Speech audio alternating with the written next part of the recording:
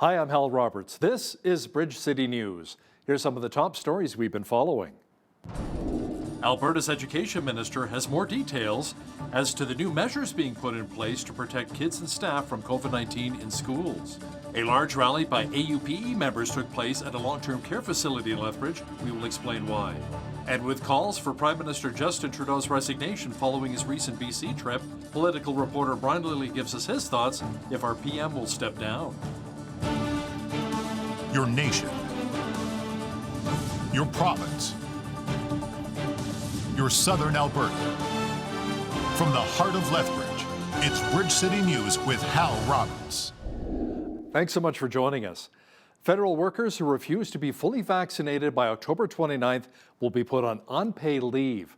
That's the announcement for Prime Minister Justin Trudeau today, who says it applies to the core public service, airline, and rail employees and passengers.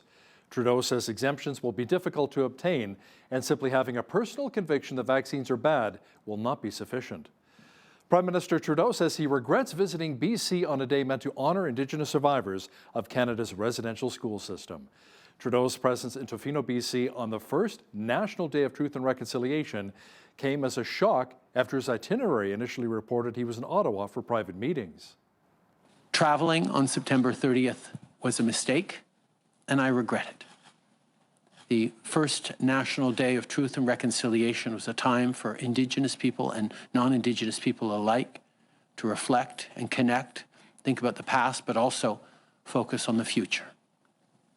I want to thank Chief Casimir of the Kamloops for the conversation we had over the weekend, in which I apologized for not being there with her and her community for this important day. And I committed to going to visit the Kamloops Teswekmuk community in the coming weeks. There have been calls for Prime Minister Justin Trudeau to resign following a short vacation to Tofino, BC on the National Day of Truth and Reconciliation. The calls are even coming from within his own party. Political reporter Brian Lilly says it doesn't seem to matter how low the calls get for Trudeau to resign. He doubts Trudeau will step aside. Some Liberals are going to say he has to go. I've seen commentary from smart columnists who say they think he's going to go.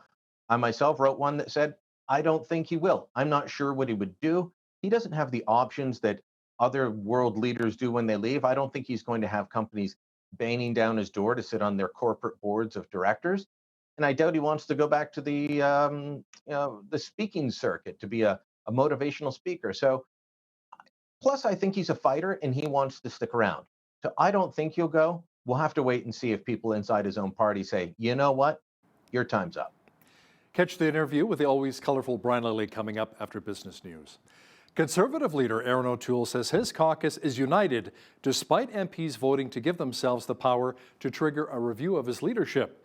The Tory caucus met for the first time following a disappointing election that saw the Conservatives return to Parliament with 2 fewer seats at 119. The party has a process for how our conventions are held and how everything is going. We're talking to the party, to the fund, and all aspects of our organization in our review to make sure we learn the lessons, and we're ready. It's a minority parliament, sadly very similar to the one we left. We have to be ready to run again. Do you think you have the support of caucus to stay on as leader? I've spoken to most of caucus, and yes, I do. We're all disappointed, no one more so than me. But we have to make sure we build on the gains we have, learn from where we fell short. That's what any team, that's what any family does when you have a disappointment. After weeks of calls for action by teachers and the medical community, the Alberta government is resuming contact tracing in schools. Premier Jason Kenney says COVID-19 remains a serious threat and cases are growing in children between the ages of 5 and 11. Public reporting in schools with at least 2 COVID-19 cases or outbreaks began today, and contact tracing is set to resume next Tuesday when students return to classes after the Thanksgiving Day long weekend. Officials say testing will also be increased, and the province is asking for 6 million rapid testing kits to send home for parents with unvaccinated kids. Over the long term, and by mid-November, AHS will take over notifying parents of contacts within school settings. School authorities will help this AHS team to identify close contacts and will focus on school-based exposures only, such as identifying classroom contacts and close contacts through participation in school sports or extracurricular activities. Alberta Health will publicly report the name of each school with at least 2 COVID cases. I want to thank Minister Copping and his department for their work to provide families with this important information. I strongly encourage every school authority to require proof of vaccination or a negative PCR or rapid COVID test for all adults who enter a school, including staff. As for the school division here in Lethbridge, the Holy Spirit Catholic School Division says they're still in discussion as to what the new announcement will look like for students, staff, and parents. The Lethbridge Public School Division say they won't be receiving the provincial guidelines until sometime early next week. A former school teacher whose career has spanned over 35 years has put his name forward to become one of the next public school trustees.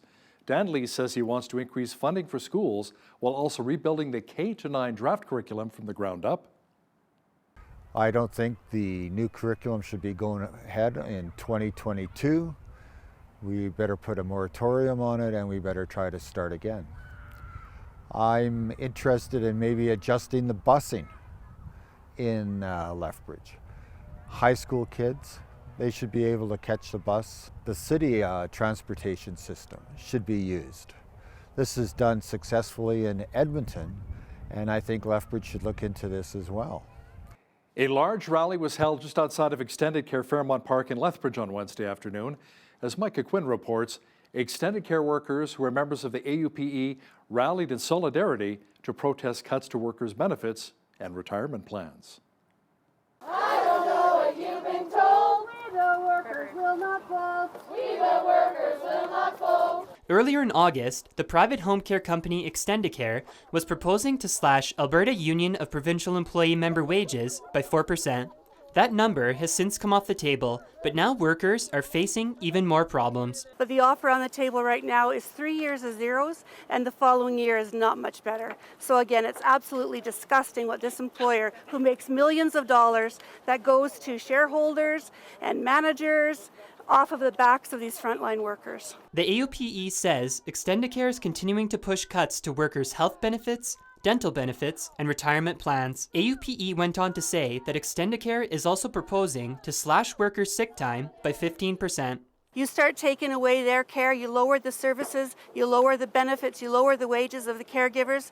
That's going to be a revolving door. And like I said, the residents inside this building rely on these care workers, and they need them all. They work short, they work hard, and they work strong every day. And you can see here today, they're out here in mass force. Some are, of course, working, but we need to make sure that these caregivers on a daily basis are looking after our most vulnerable Albertans. Bridge City News reached out to Extendicare regarding the proposed cuts, but we didn't hear back from them before our broadcast deadline. For Bridge City News, I'm Micah Quinn.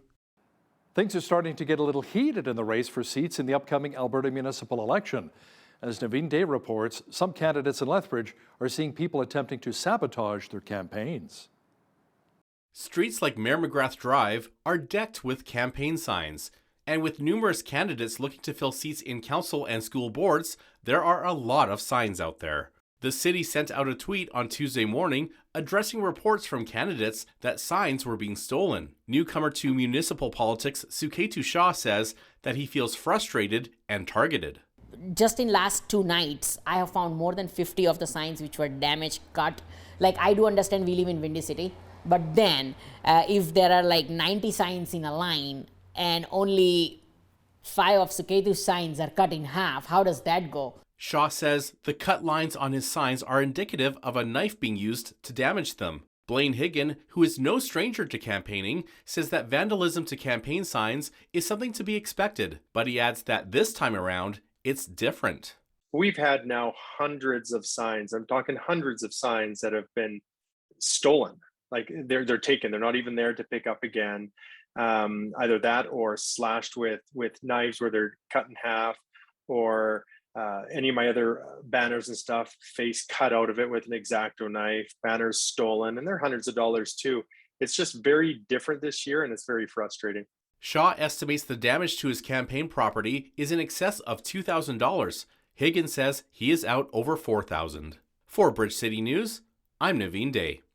Colton Menzak is an MMA fighter. He's also someone who wants to become the next mayor of Lethbridge. We recently chatted with Mr. Menzak about his platform and why he wants the city's top job. And I decided to run for mayor just because watching all the problems in town and, you know, the homelessness, the debt, things like this just keep going spiraling more and more out of control. And it doesn't seem like anyone really has an answer. So I think that I do have the answers, or if I don't, I'll be able to find them, or someone does, or we can see what's worked before and use that. Colton Menzak also told Bridge City News how he'd like to see a number of drugs decriminalized. Catch that insightful interview coming up in the second half of our show. A disgruntled transit rider has been extremely unhappy with the newest CityLink bus program implemented by Lethbridge Transit. Faye Cutforth says she's experienced rides that took over 90 minutes compared to the previous system that only took 30 minutes for a ride. Cutforth says she has a daughter with Asperger's and says she can't afford to leave her at home any longer than she has to. Cutforth adds that she wants Lethbridge Transit to change the program back to the way it was. Like the buses we used to take before, they were just 23 and 24, and that was it. And it was so much easier, you know. And but I think that the city really needs to look it over really good. I don't think they ride the bus. Some of the ones there, they need to try it this time around and see what our problem is. I really think that they would do well just to change it back. Bridge City News reached out to the City of Lethbridge regarding this matter, and city officials said they don't have the resources to address individual rider complaints. They urge those who are needing help to call 311. October is National Disability Employment Month, also known as DEAM, D-E-A-M. It promotes employment inclusion for people with disabilities and celebrates those living with disabilities along with their skills, successes, and achievements. The month brings awareness to the work being done to ensure that they're open and accessible workplaces for those with disabilities. Disability Employment Awareness Month has become a lot more popular here in Lethbridge. There's a lot of different organizations and employers that are participating in helping bring DEAM, into the public eye. Employers are becoming a lot more aware and a lot more involved with supporting people with disabilities through inclusive hiring practices and demonstrating their ongoing commitment to getting Albertans with disabilities into the workforce.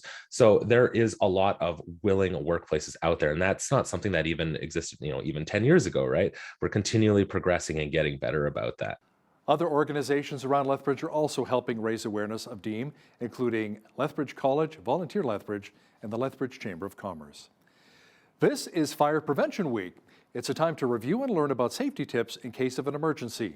This year's campaign focuses on learning the sounds of fire safety, a way for people to familiarize themselves with different noises you may hear, such as a fire alarm or a carbon monoxide detector. Lethbridge Fire Prevention Officer Troy Hicks says it's important to be aware of your surroundings and to change the battery on your fire alarm twice a year. One of the biggest things to remember about a smoke detector is if you hear 3 loud beeps all in a row, that means there is smoke present and you need to treat that and get out of your home and call 911. If you do hear a single beep every 30 to 60 seconds, that could be a battery issue, could also be an issue with your detector itself. So you need to have an investigate and see what's going on. Now that is not to scare people. It's just supposed to remind people the importance of having a working smoke detector, actually treating it as being real if you hear the smoke detector go off, and just home cleanliness. Make sure your exit doors are always clear, that people can get out. Everyone in your home knows what to do in the event of the alarm going off. And also huge, remind people the importance of sleeping with their door closed. Even a bedroom door can keep all flame, heat, and smoke on the other side for a good length of time. So we do recommend for people to do that. With COVID-19 limiting in-person safety courses, you can check out some safety tips by visiting lethbridgeemergencyservices.ca. Live theater is making a return to Lethbridge. New West Theatre has announced it's bringing 2 new live shows starting in mid-December. First up, the New West Ensemble is bringing Ode to Joy. It's a music comedy review to stage, with Sexy Laundry taking the stage in February. Artistic Director Kelly Ray says everyone in New West is excited to welcome audience members back indoors for some great music and comedy. everyone's really optimistic, you know, cautiously optimistic, of course, given the world that we're in, but it just feels really nice to have something on the horizon, to be planning for an indoor show, to be starting to build the show, to be getting the creative energy flowing, and to be able to sink our teeth into something that will be in front of audiences and experience the joy with us, the joy of live performance, the joy of being in the same room and sharing that energy with audience and performers, between audience members. That idea of theater is a shared experience. We haven't been able to do that recently, so we just really look forward to sharing this performance with the audience. Since the Yates Theatre is a city-owned facility, it will be participating in the restriction exemption program, meaning you'll have to show proof of vaccination upon entering the theatre. Environment Canada has issued a special air quality statement for Edmonton and other parts of central Alberta. The reason? Wildfire smoke from Saskatchewan is drifting into our province. The weather agency says people can expect poor air quality and reduced visibility. It says seniors and those with cardiovascular or lung disease are more at risk from the smoke and may experience more serious side effects. Environment Canada says people should do what they can to reduce their exposure to the smoke. BC's health officer, Dr. Bonnie Henry, says long-term care and assisted living workers must be vaccinated against COVID-19. Those who refuse the jab will be placed on leave without pay. The BC Public Service Agency also set a deadline of November 22nd for around 30,000 government employees to be fully vaccinated against the virus or face losing their jobs. People hired between October 12th and 26th must have a single dose of vaccine and be at least 7 days post that dose and follow additional preventive measures, and must get their second dose within 28 to 35 days after that first dose. People who are ineligible to work after October 12th because they have not yet received at least one dose will be off work as of that day without pay. If you do then decide to get your first dose, it will be 7 days before you're able to return to work with additional precautions in place. The Saskatchewan government says it set a new record for COVID-19 hospitalizations for a third straight day, as it reported 242 new cases, along with 10 more deaths attributed to the virus. The province says 340 people are in hospital with COVID-19, including 73 in intensive care. Health officials say 76% of those in hospital are not fully vaccinated. 40 of the new cases reported today were among children under 12 who are not eligible for vaccination. Manitoba is allowing more people to get a third dose of a COVID-19 vaccine. The province is suggesting a third dose for all healthcare workers who have direct contact with patients.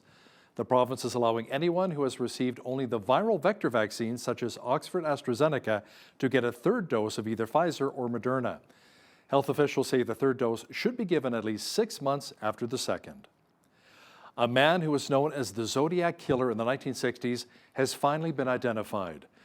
Investigators say the man who killed 5 people and terrorized the San Francisco Bay Area in the late 60s was Gary Francis Post. Police say, however, Post died in 2018. Now, according to Fox News, a team of more than 40 detectives, journalists, and intelligence officers helped to solve the case. Officials say the case breakers spent years digging through forensic evidence and photos from Post's dark room, which linked him to the murders. With communities across much of North America struggling with drought, some are turning to $30,000 machines, which developers say can produce hundreds of liters of water a day. The moisture is literally pulled out of thin air. Our motto is water from air isn't magic, it's science. And that's really what we're doing. With these machines, we're basically dehumidifying the air. And in doing such, we can create water that can be drank. It's filtered out. So what we started out with was a unit that we could actually send over to emergency zones like hurricane victims and stuff, as well as military. So we looked at the larger scale units, a lot of power, weren't really concerned about the input cost, just needed water for emergency. Then we began to realize that there's a lot of need out there, but it's not continuous. It's on again, off again. So we kind of backed off the research and we came down to something, instead of making massive amounts of water, something that made more efficient water. So we thought, well, hey, this would be great at least to water our garden, and then we started looking at the quantity of water it produces, and it actually, the unit that we bought is more than ample for all of our fresh water needs. Even now, this machine will produce water for a lot less than you can buy bottled water at Costco for. And I believe as time goes on and the price of fresh water through our utilities goes up, I think it's going to more than pay for itself. What a great idea, especially in areas that have high humidity. Not a lot of moisture in our forecast here in southwestern Alberta. In fact, we may not see any rain until next week. A look at the long-range forecast is coming up. It was another spectacular fall day here in southwestern Alberta. Just a few clouds and we got around 20 degrees once again. Tonight, it should be partly cloudy with a low near +2. Thursday, mainly sunny with a high expected near 14. Sunshine again on Friday with a high of 16. Expected mainly clear sky with a high of 17 degrees on Saturday. Sunday, a low pressure system returns, bringing clouds and a high of 15. A good chance of showers developing on Thanksgiving Monday with a high of only 8 degrees. The rain should taper off on Tuesday with a high again near 8. The average high for this time of year is 17 degrees and an average low of +2. The highest temperature on this date was recorded in 1980 at 29 degrees, and the record low was -11 in 2000. Sunrise was at 7:39, sunset at 7 p.m. Looking at Thursday's national forecast now, expect showers at 12 degrees for Victoria, BC, a good chance of rain at 13 for Vancouver. Expect light rain and 11 for Calgary. Just a few clouds and 13 degrees for Edmonton. Lots of sunshine and 18 is on tap for Regina.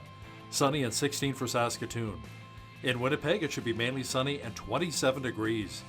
Expect lots of cloud cover and 22 for Toronto on Thursday. Sunshine and 21 for both Ottawa and Montreal. In Atlantic Canada, the clouds should clear out and we should see a high of 21 degrees in both Fredericton, New Brunswick and Halifax, Nova Scotia. Just a few clouds and 20 is on tap for Charlottetown, PEI. And in St. John's, Newfoundland, it should be mainly sunny at 12 degrees on Thursday. The Conference Board of Canada has lowered its forecast for economic growth this year from 6.7 to 5.1%. The change comes as our country's economy contracted at an annualized rate of 1.1% in the second quarter. That is the worst quarterly showing since the start of the pandemic. The board left its forecast for growth next year at 4.4%, but says it expects the economy to cool toward the end of 2022. It is predicting growth of 1.6 to 1.7% for 2023 and beyond as economic stimulus effects wear off. The European Union is urging member countries to provide relief funds to consumers and small business owners hit hard by rising gas and electricity prices. The suggestion comes amid criticism that the bloc's policies to fight climate change are fueling the problem. Energy Commissioner Kadri Simpson says providing targeted support to those most at risk of energy poverty and cutting energy taxes are all measures that can be taken away very swiftly under EU rules.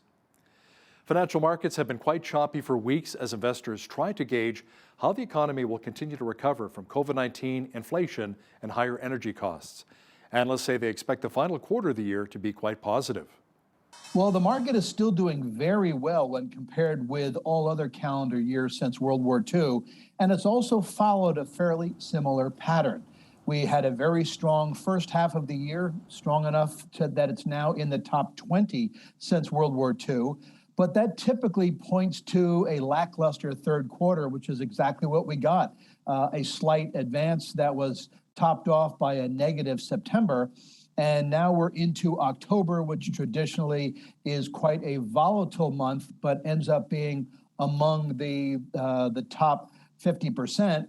And then that starts us off for the seasonally optimistic remainder of the year. So I would tend to say that strong start, favorable finish is how we will likely see 2021. Now, here's a look at those markets. The TSX was up 8 points on the day to finish at 20,192. The Dow was up 102 points to 34,417. The S&P 500 was up 17 points to 4364, and the Nasdaq was up 68 points to 14,502. West Texas Intermediate Oil was down $1.50 to $77.43 US per barrel. Natural gas was down 64 cents to $5.68 US. Gold was even at $17.6274 US an ounce, and silver was down a cent to $22.62 US an ounce. Wheat is at $11.29 per bushel, barley's at $8.95, canola's at $21, and corn is at $10.67 per bushel. Live cattle were up $1 to $123.83. Feeder cattle were up 70 cents to $156.80. And lean hogs were down $1.35 to $89.63. The Canadian dollar was down slightly over the past 24 hours to $79.40 US.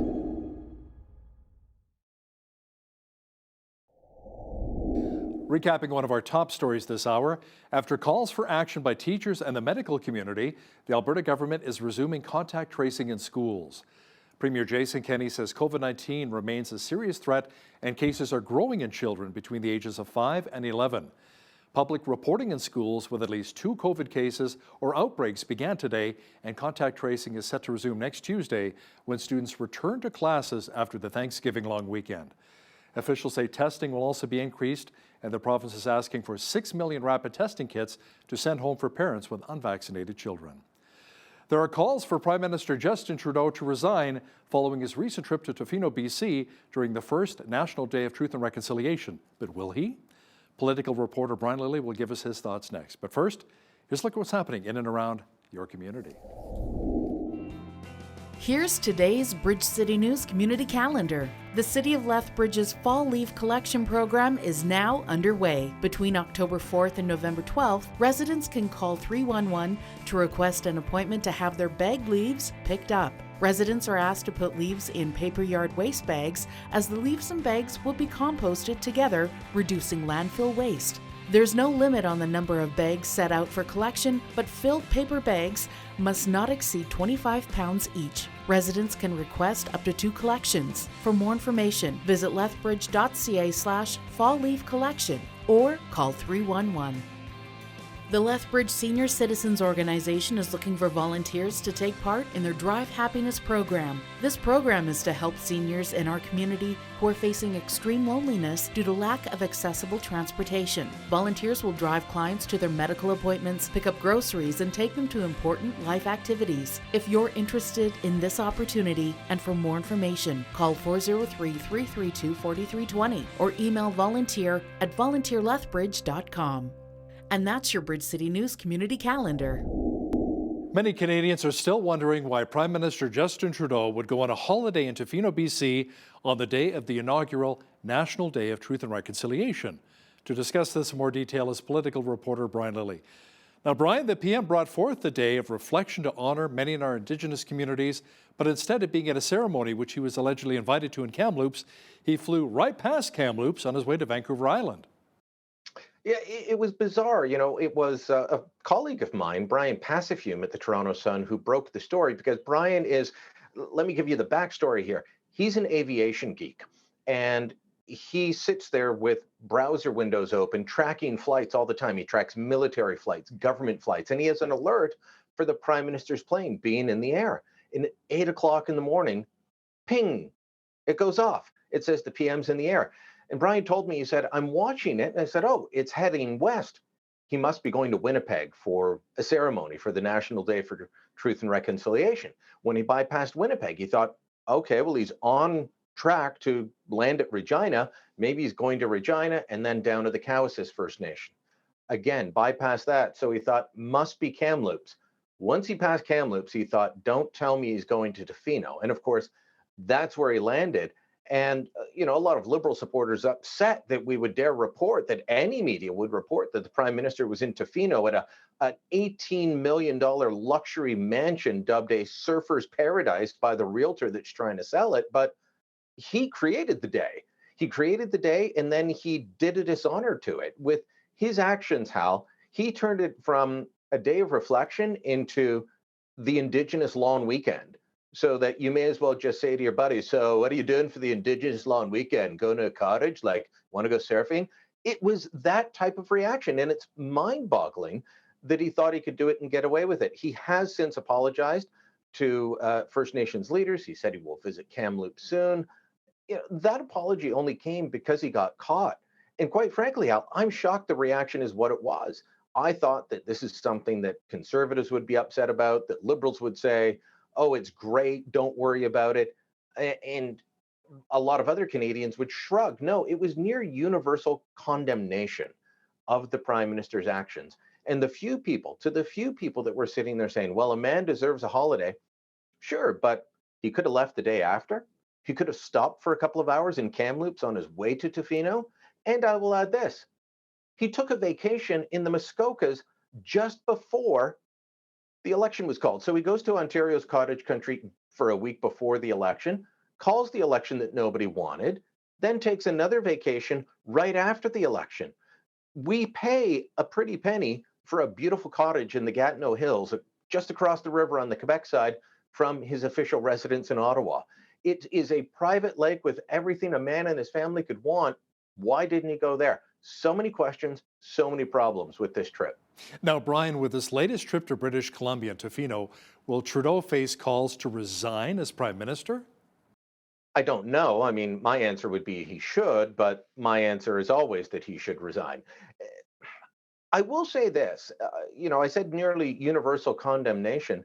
One media outlet that is very friendly to him, let's be honest, the Toronto Star was set up over 100 years ago by supporters of Sir Wilfrid Laurier to be the voice of liberalism in Canada. And they defend him all the time. They didn't with this. They put out a scathing editorial denouncing him. The CBC, they were trying to be cute on the first day. They got a lot of backlash, and by the second day they weren't. But there was a cartoon in the Star that showed 3 different newspaper headlines, and the first one said unnecessary election. Then it said unnecessary vacation. Then they showed you the third newspaper, and it showed Chrystia Freeland, Mark Garneau, Harjit Sajjan, and other cabinet ministers staring at the newspaper that said unnecessary leader. Some Liberals are going to say he has to go. I've seen commentary from smart columnists who say they think he's going to go. I myself wrote one that said, I don't think he will. I'm not sure what he would do. He doesn't have the options that other world leaders do when they leave. I don't think he's going to have companies banging down his door to sit on their corporate boards of directors. And I doubt he wants to go back to the speaking circuit to be a motivational speaker. So, plus, I think he's a fighter and he wants to stick around. So I don't think he'll go. We'll have to wait and see if people inside his own party say, you know what, your time's up. Brian, let's talk about Conservative leader Erin O'Toole. Many within the Tory caucus, within the ranks, are calling for a leadership review. He's apparently facing some serious leadership challenges. Will O'Toole survive? I think so. There's a lot of anger. A lot of it is centered around people like Mark Strahl, Shannon Stubbs, and others who are, let's be honest, allied and loyalist to former Conservative leader Andrew Scheer.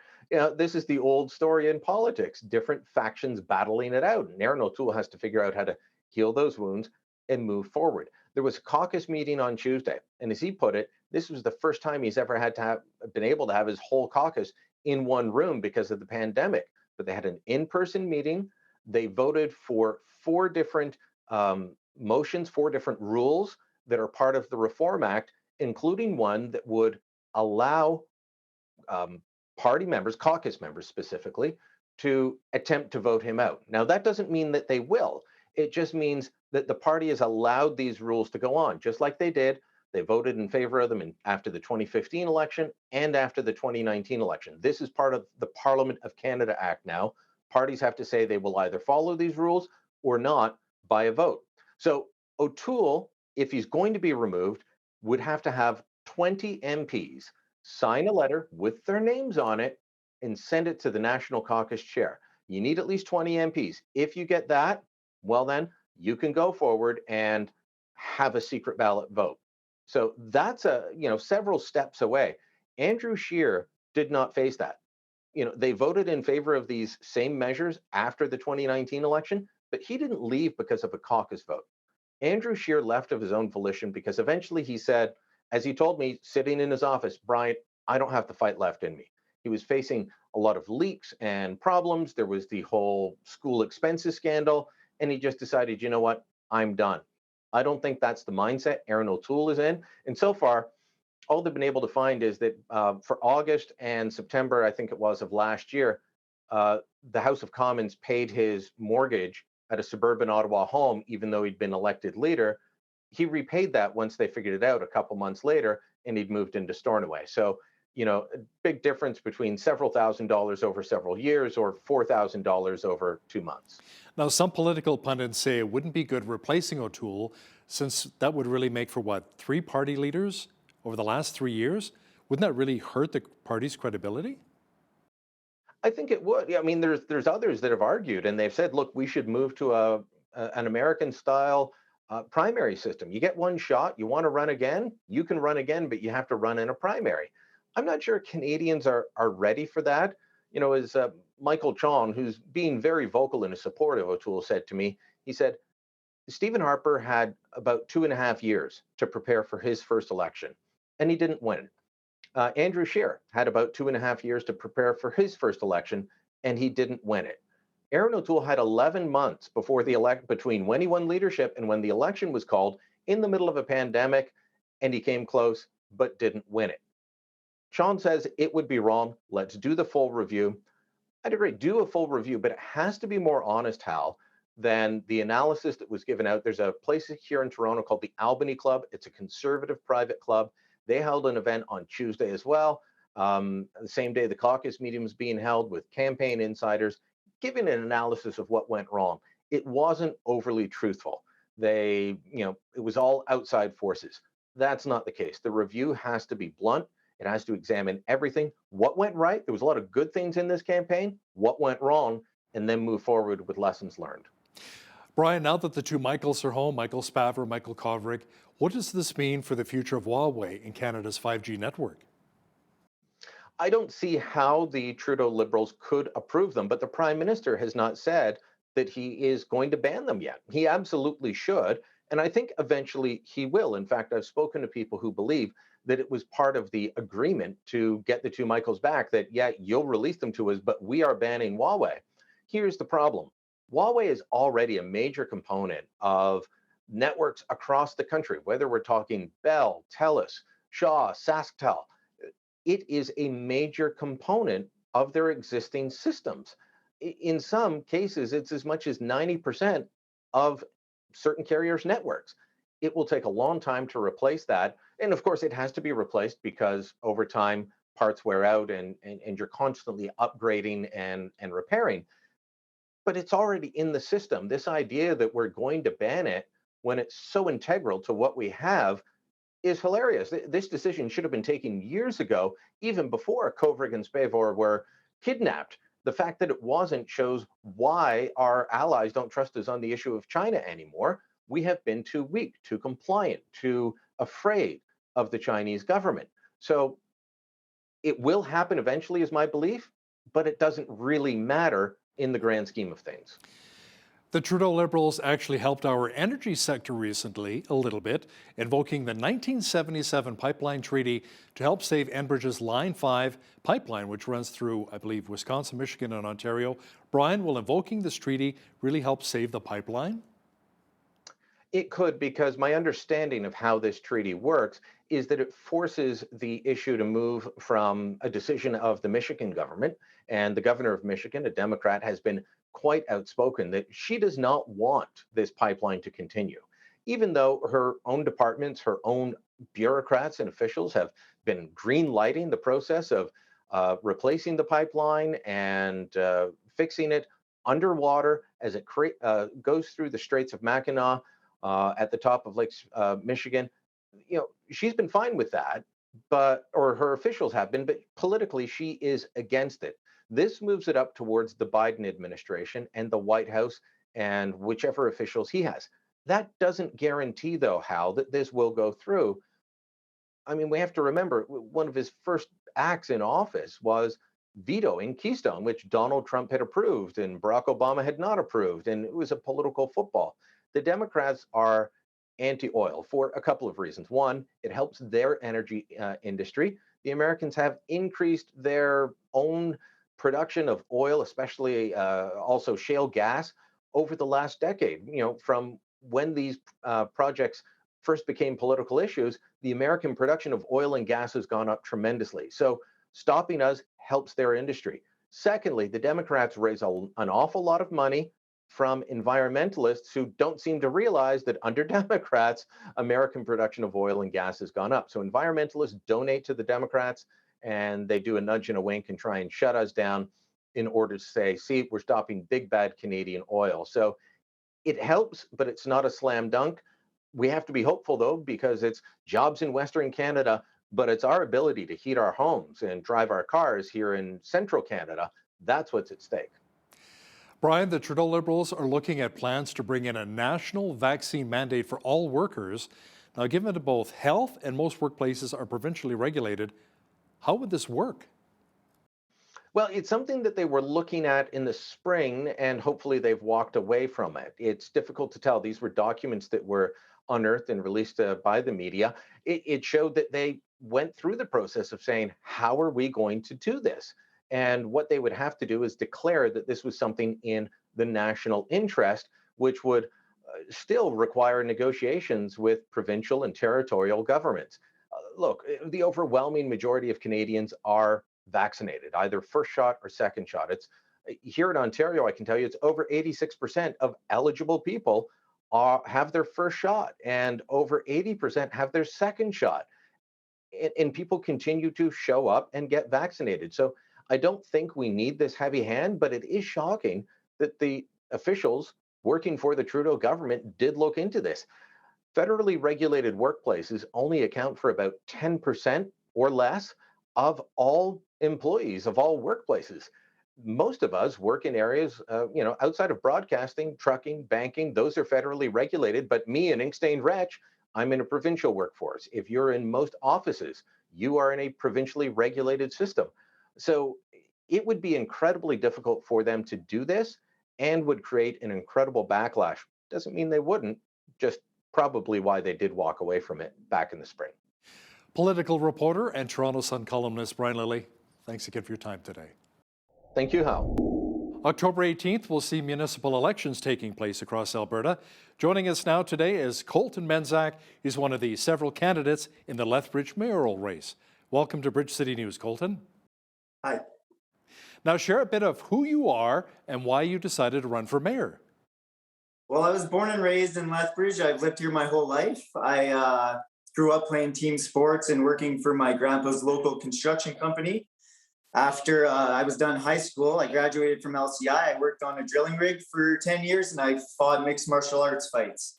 And currently I live on the west side with my wife, and she's pregnant with our first kid. We got 2 dogs, and life is good. And I decided to run for mayor just because watching all the problems in town and, the homelessness, the debt, things like this just keep going spiraling more and more out of control. And doesn't seem like anyone really has an answer. So I think that I do have the answers, or if I don't, I'll be able to find them, or someone does, or we can see what's worked before and use that. Now, one of your top priorities is to lower taxes and reduce wasteful spending, but also maintain city services. Can you explain your plan where the money would come from to maintain the city services with less taxes coming in? Well, I think if prices are increasing year after year, that's unsustainable. So right there, that tells you we need to restructure whatever's going on so that we can make it more sustainable, because that's the ultimate goal, is to have things get cheaper and be more sustainable. So you see in the private market, TVs and stuff like this, they get, through scientific innovation, they get leaps and bounds better and cheaper. So I think if we, instead of throwing more and more money at things, if we restructure the services, then we'll be able to make them cheaper. And through that and through other incentivized programs, maybe we can make a profit instead of paying for these things, Now, homelessness is a real issue in major cities across the country, not just in major cities, but some of the smaller cities, including ours here in the Windy City. Now, Colton, you would love to end homelessness, something that, of course, is easier said than done. What's your plan to really make that happen? Well, places like Medicine Hat in Utah, they use a housing first approach. And as lots of people know, Medicine Hat has net zero homeless people. So the idea is you get them in housing first. That's, then they're not homeless. Then they also need some sort of incentive to stay off the streets, right? Rehabilitation, some sort of purpose, programs, jobs. We got to set up programs for these people to succeed so that they're not just putting back into the system and going back to jail and things like this. And Medicine Hat says that keeping them homeless costs about $100,000 a year and housing them costs $20,000. So it's a win-win, really. If we can house them and save money, then I really don't see how, then we can turn a negative into a positive, right? Now, one of your goals is to also clean up the downtown core, Colton. What would you do to make our city centre safer and even more inviting to visit and do business in? Well, I think the big problem is the homelessness downtown, and you go down there and you see 20, 30 at a time just roaming around. So once we give those people a place to go and some sort of purpose and something to do and clean up their lives, then we can also allocate more police officers on foot walking around. I mean, I see security guards everywhere at every business, and if we had a little bit of help from the police, maybe we could set them up on foot patrols, high crime areas where they could hang out, and maybe take them off of sitting at a four-way stop for traffic somewhere, or allocate them differently in that sense. So $1 million was recently taken out of the police budget here in Lethbridge. Would you put that money back in? And if so, why? I think there's lots of money. We just need to allocate the money differently. I would have to look at where all the police are, but I see lots of police sitting, like I said, in traffic, sitting at four-way stops, sitting at check stops. We have photo radar guys everywhere. Maybe we should allocate those resources to crime until we get a handle on it. And once we do, then maybe we can go back to creating more revenue through traffic fines. Now, part of your platform, Colton, is, if you were to become mayor, a People Helping People program. What exactly is that, and what would it look like? Well, I would start it off just with myself and a phone. And if you have any issues, you can call me, say you just want to tell me I'm doing a bad job, or maybe you need a ride to work, or you don't have a family support system to help you, and you just need like a leg up. Sometimes people get down and it's not necessarily their faults. And if you don't have someone to give you a hand, then you just end up kind of in that perpetual cycle of destruction. So it would start with me, and ultimately I want to create a self-supporting program through volunteers that are more morally inclined, who just want to help people out, So not everyone I have a big family, so I really wouldn't use this, but I know some people don't, or maybe their family doesn't see eye to eye to them. Whatever the case, they'll have somewhere they can call and either maybe give their opinion on how to change the city or help it, or maybe you just need a ride to work, or maybe, anything, no restrictions on it. Now, you speak of wanting to see decentralized decision-making here in our city. Can you explain really what you mean by that? Well, right now we're taking a lot of dictates from provincial and national authorities, and they don't always suit our best need. So I think if we decentralize those decisions and make a more specific approach, as long as we're following the Constitution and the Charter of Rights and Freedoms, which is the supreme law of the land, then we can make better decisions for everyone to succeed, right? This past year, I worked a lot of security through the shutdowns and everything. And, you just see after locking everyone down and putting them out of business, one of the unintended consequences was more homeless people, which sometimes people have a good idea, but they don't think about the unintended consequences. So if we make our own decisions locally, then I think that we'll fare better for the big decisions and the more local decisions as well. Colton, most candidates agree that our city needs more transparency and accountability. Now, if you're elected mayor, how would you help turn things around? Well, I think right now we're choosing a lot of policy just based on, good intentions and good thoughts, but the outcomes aren't always the best. So we have a good idea, we put a bunch of money into it, and then we kind of turn our heads and look the other way and expect things to go good. So I think choosing programs that have a good track record and then following up, you got to be there every day, making sure things are running smooth, things are running good, asking people, how are things going? You don't just turn your back, look the other way, and then expect everything to get better. Also, if we can't fix a problem, we need to know who is the problem, who's in the way, or what, right? Because sometimes if we're not getting the votes, we need to know if we want to fix homelessness, who we need to get out to get the proper votes in so that we can fix homelessness. Or maybe there's other barriers in the way, but just telling the public what is in the way. Why isn't this happening? There should be more discussion and more involvement with everyone in the community. Colton, let's talk a bit about reconciliation. A lot of Canadians are talking about that right now. We have that new national holiday, Truth and Reconciliation, on September the 30th. How important is that for you, considering we have the Blackfoot Confederacy right out our back door here? Well, yeah, it's a horrible atrocity. And, a lot of these things that were done by the government. So, I mean, one of my things is to shorten the scope of government. So I think that, you know, I would put the blame on the government. And I think the solution would, to make sure this doesn't happen again, is to reduce the scope of the government. Now, the issue of poor parking availability both at Lethbridge College and the University of Lethbridge is something that you would like to address. What do you think is the solution?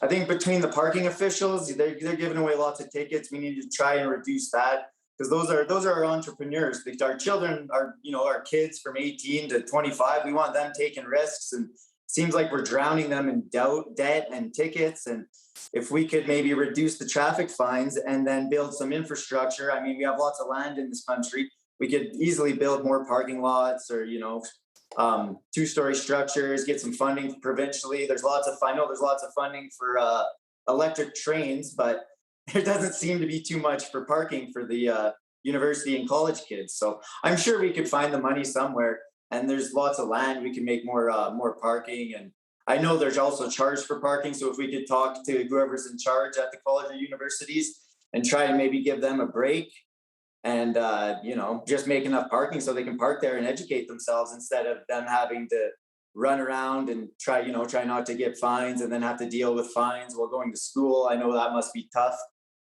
Colton, COVID-19 is still an issue as we've seen case counts continue to rise here in Alberta. If you're elected mayor, how would you go about handling things here in Lethbridge? Would you maybe like to see another face covering bylaw implemented? I would end all mandatory mandates. That would include masks, vaccines. I would recommend civil disobedience for things that go against the Constitution and Charter of Rights and Freedoms, since that is the supreme law of the land, and just allow adults to make their own decisions. I mean, the people are smart. They know how to, if they want to wear masks, they can. If they want to wash their hands, vitamin C, vitamin D, working out, all these things are great. And then just educating. I would just work on educating the people on the best ways to deal with the COVID pandemic. Our city seems to kind of divided right now over whether or not to have supervised consumption sites and injection sites.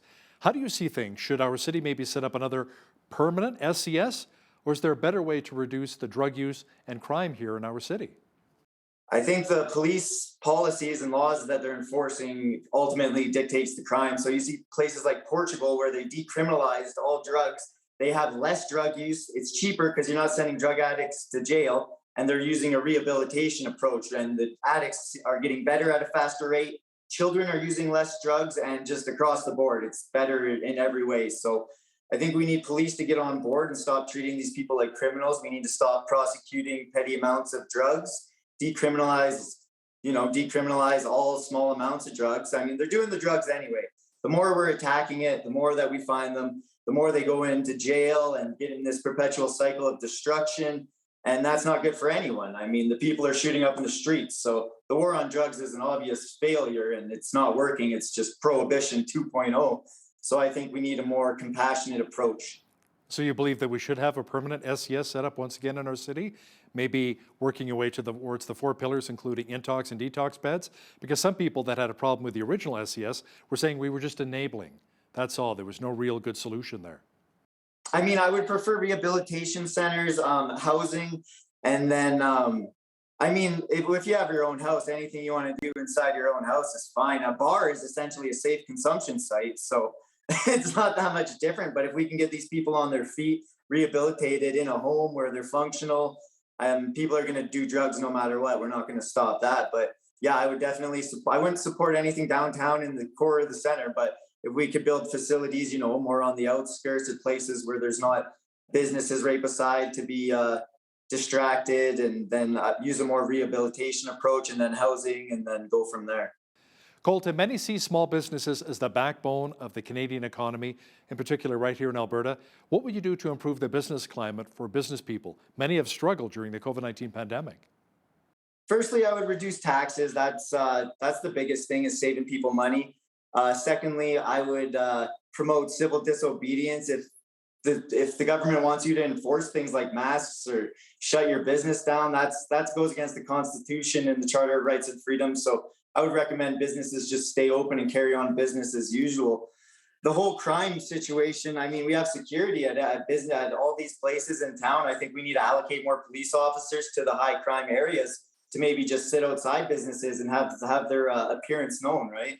If they're sitting outside of places, then most likely criminals won't come and bug the businesses. So I think that's a good approach too, is using the police officers and resources we have.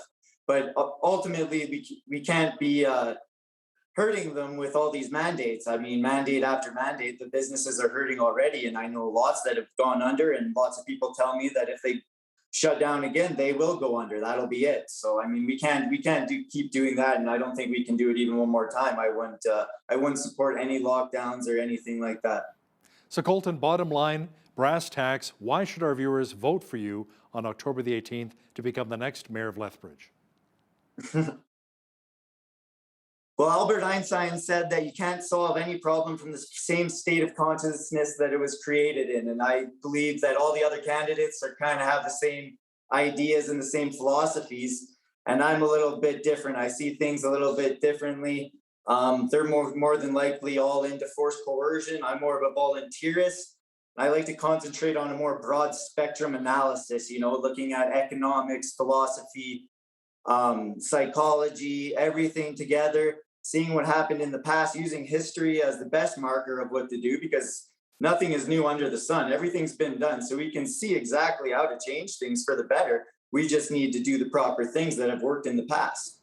Colton Menzak is one of the Lethbridge mayoral candidates in the upcoming Alberta municipal election. Colton, thanks for your time today. Thank you. On behalf of all of us here at Bridge City News, I'm Hal Roberts. God bless and thanks for watching.